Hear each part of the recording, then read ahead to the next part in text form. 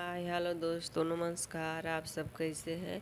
आप लोग के साथ एक देवी गीत सुनाने जा रही हूँ। अच्छा लगेगा तो कमेंट में बताइएगा, सब्सक्राइब कीजिएगा, वीडियो आगे बढ़ाइएगा। सातो मैया गौरी हो, बैठेली निमिया गौरी हो। सातो मैया गौरी हो, बैठेली निमिया गौरी हो।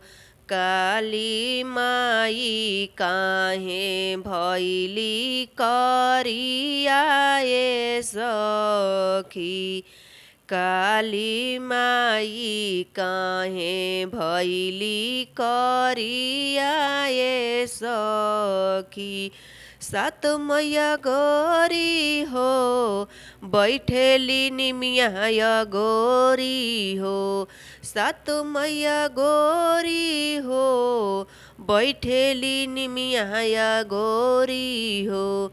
काली माई काहे भैली करिया ए सखी।